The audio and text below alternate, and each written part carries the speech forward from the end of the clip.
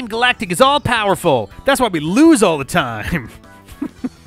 Yep, that makes sense. Here are the D-pad. I'm Rick. And I'm Peter. This is Pokémon Brilliant Diamond. A Brilliant Diamond. Are you making a new theme song for the game? I am. That's the new theme for the D-pad. Oh, okay. Even for stuff that's not Brilliant Diamond, that's what it's going to be now. All right.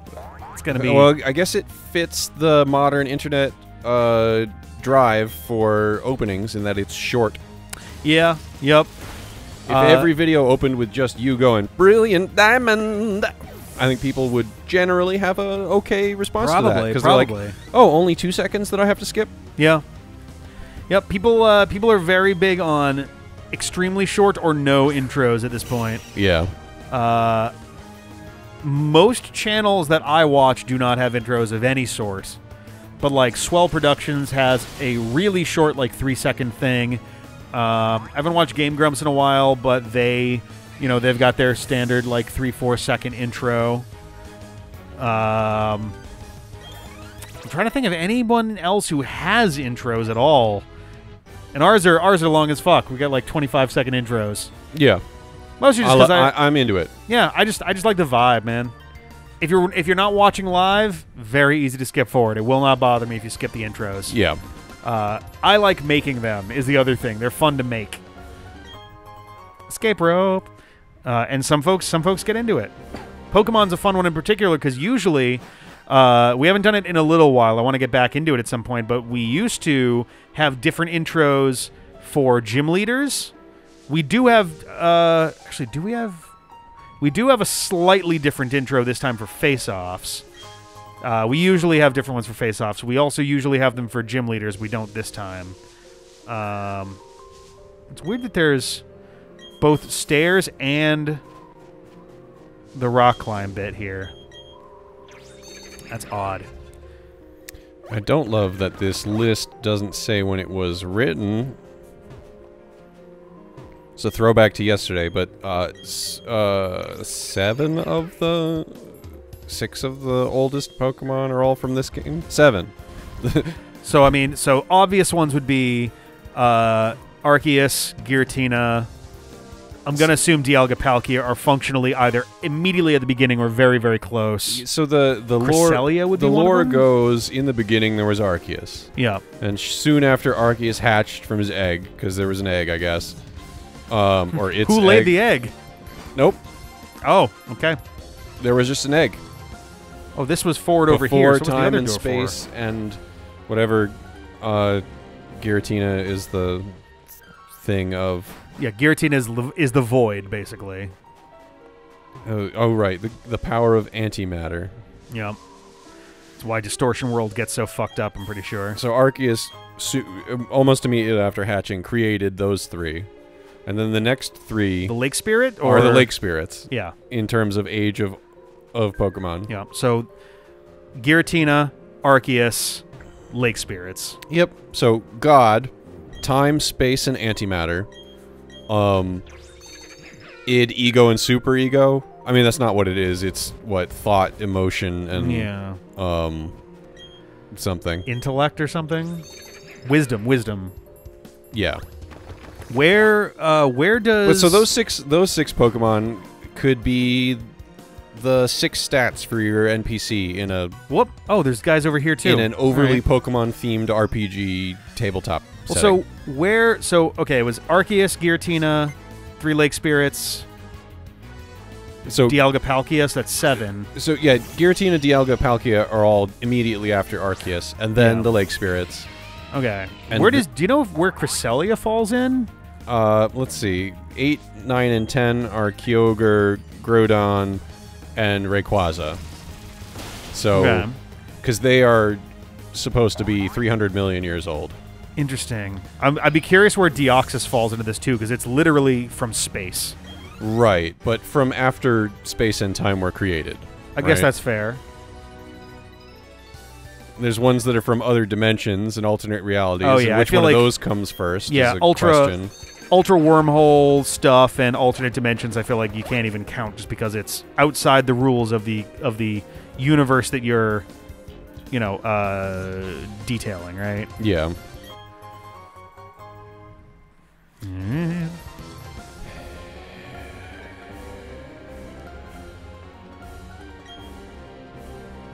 I have no idea which of these doors I actually want to be traveling down. Formed by the mutation of a virus from space. Shit, this looks like the actual way that I want to go, so I want to go to the other door. Oh, are you trying to do breadth first search right now? Yeah, I'm gonna go forward here because honestly, I'm thinking about it now. It's like the other one is at the top, which I feel like if these guys are all swirling down and there's even some at the top, then we're gonna go do this, and then there's gonna be a thing at the top afterwards. Yeah, probably.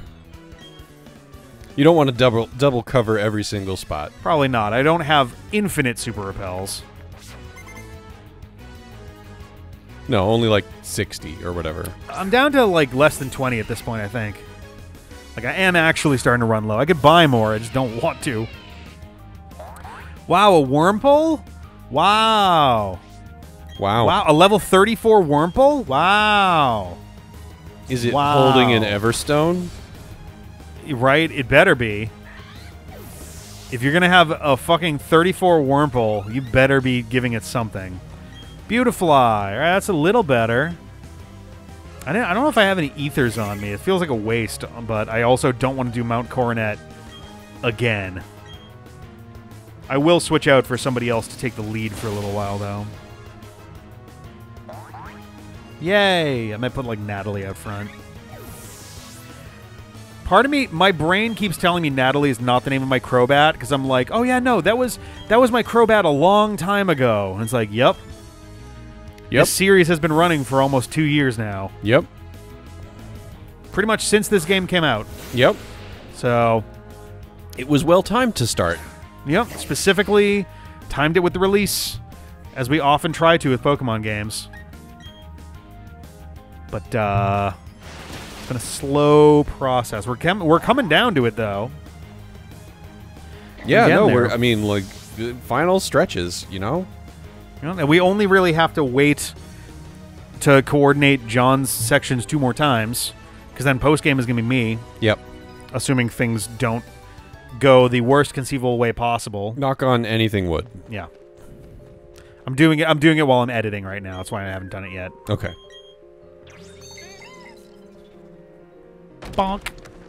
If you don't, and then you die at the Elite Four, you did it to yourself. Yeah. Then I will know that it was editing me's fault and not player me's fault. Blame it on the editor. There's the asterisk for your win. Yep. I'm like, oh, editing Rick made me lose. Editing Rick's fault. Oh man, I fucking meant to switch. Womp womp womp. That's right. Delmar out front. He's lucky, but he'll be just a little tired, you know? It's fine. I should have volt switched. What am I doing? I mean, that is a good reason to leave him in the 1 spot if you got into the habit of using that as your strategy. I tell you, it was my favorite was just switch moving. Oh, Sucker Punch. Ah! Nice. Just back and forth. It was Luxray to... Oh, shoot. Who was my other Intimidate? Oh, got Staraptor, probably? Yeah. I'm going to say Staraptor is a pretty... Because he could take the Bug Switch move, right? Oh, U-turn? Yeah, I think Staraptor can learn U-turn. And so I was just Volt Switching to U-turn to Volt Switch to U-turn. Jeez. Because they were just pumping Intimidates on. Because it reprocs every time they enter the battle. I'm going to say it's a great way to land a bunch of those at once. You just make any attack, like the physical attack Pokemon, completely useless while getting attacks in. Yeah, right. It's great to like double up on that.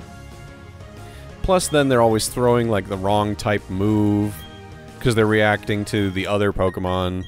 They were both fast enough that even at the reduced speed, I was still getting in. Yeah, get in there first, switch out, take the damage that it's not trying to dish out to that Pokemon. Yeah, well, in a third of the time, it would be something that was just straight up ineffective, right? Because they're trying to hit an electric Pokemon and then you're flying. Yep. So they went to use a ground type move on you, and you're immune. See, that was a pretty legit hit, but it's also super effective, and Sucker Punch just is really good if it lands correctly. Yeah.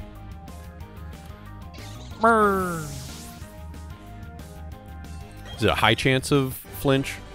I think it's like 30%, yeah. Which is generally a high percent. There's 10% for most moves. There's 10%, no, 15% and 30. Maybe it's 10 and 30. And then there's a few very special moves that'll have like 70% chances for stuff like that. But they usually call out specifically that they are like a really, really high chance of that. Yeah. For like less for flinch and more for like status effects. All right, let me throw some healing down. Sort. By type. There we go. Not the old gâteau. Milk. Glug, glug, glug. My weird mustache man is chugging cartons of milk in front of me. It's not weird at all. It's just part of the Got Milk campaign. What is over here? Got Alakazam. Man, those used to have a pretty good chance of having a Pokemon jump out. Yep. And now it's just tedious. Yep. You used to have a pretty decent chance of a Geodude popping out of there. Sometimes I think a Machop, too. Probably. Have I been up here? No? I have. This is the, Oh, yes. I guess I just missed. That there was a climb down. It's so down. buried, but yeah, this would have been a fast way down. It's not that I super care, but... The long way down just means you fought everybody. Yeah. Except this guy. I'm hopelessly lost. Please don't pay attention to a Lola Grunt without any Pokemon. Oh, I had to go up first. Of course. Well, Damn you it. got a fast up now. I do. Ugh. Run out of super repels. Not like it's a problem if I fight Pokemon. It'll just be annoying. Just trying to avoid the tedium as much as possible. I get it. All right. Oh, no, I gotta go this way. So I gotta go left first, then right.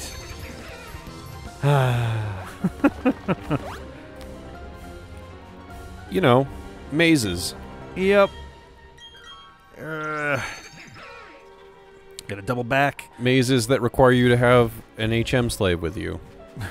I'm glad that is like the one quality of life change that they made to this game, basically, is that. It's like, okay, that's a valid one.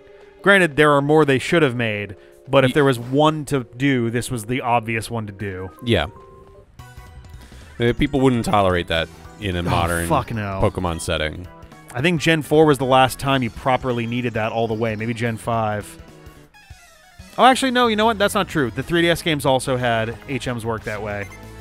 So it's more recent than that, then. I guess maybe the Switch era is when they started phasing that out completely.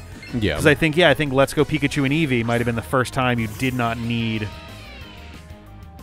Right, where they gave you, like, their special moves, their, like, balloon... Yeah. Craft. I forget if... And... Yeah.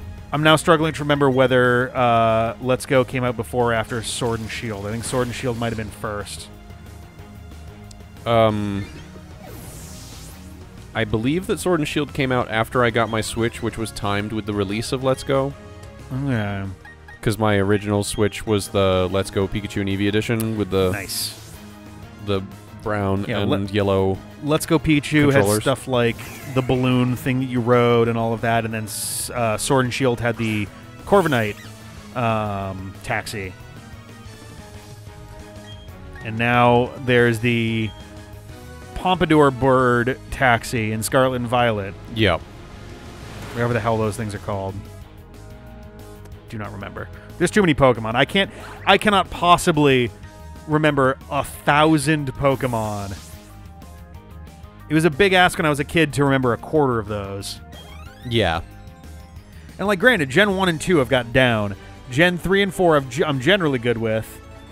Gen 5, pretty good with that as well. 6 into 7, it gets fuzzy. And then since 8, it's like, yeah, I'm just kind of guessing at this point. I'm good with 1 and 2. Yep. I did not play anything else until Sun and Moon is 7, right? Sun and Moon is 7, yes. So I went 1, 2. 2's re-release during 4's. During 4. But I didn't play the games that are 4. I only got Soul Silver. Yep. I didn't get the new Pokemon game. I just got the nostalgia game. I think that was in part because I had emulated version, like, the 3rd gen, and it was... Oh.